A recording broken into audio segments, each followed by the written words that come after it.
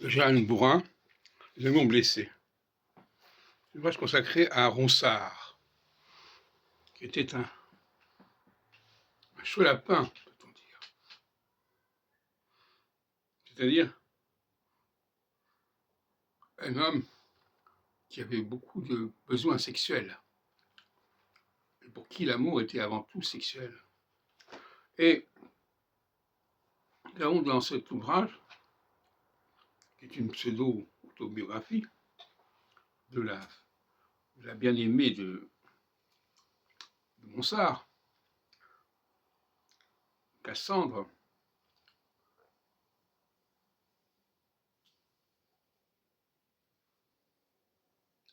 eh bien, on raconte à quel point Ronsard avait des tentations sexuelles importantes et que pour lui c'était vraiment essentiel.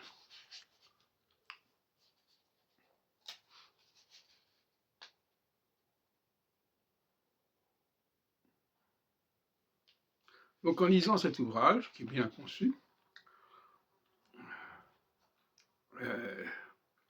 on nous révèle la psychologie masculine, en tout cas chez les hommes les plus brillants, si on peut dire.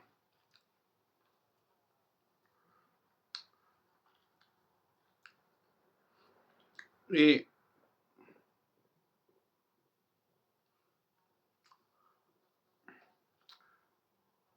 il y a une très belle description des besoins sexuels de Ronsard et de la diversité de ses conquêtes, qui d'ailleurs apparaît à travers sa poésie. Mais il reste malgré tout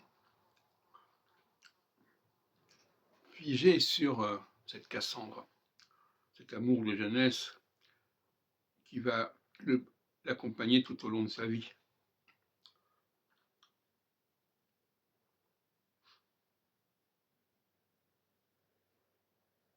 Pierre de Ronsard.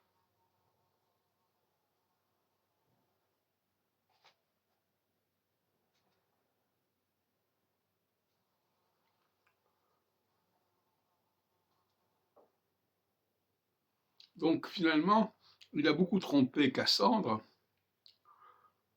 mais finalement ça correspondait à un besoin fondamental, que j'appelle la jouissance de l'évacuation.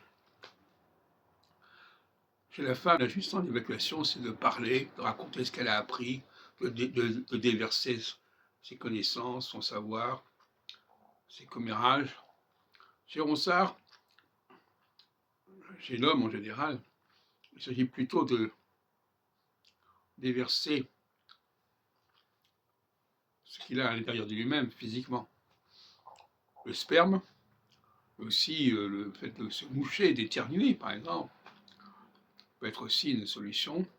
Peut-être même la saignée, je ne sais pas, ça c'est un problème encore de la médecine du XVIIe siècle. En tout cas, la jouissance, c'est l'évacuation. Effectivement, pour évacuer, il faut pouvoir se remplir. Même la femme, par exemple, quand elle accouche, elle est dans l'évacuation.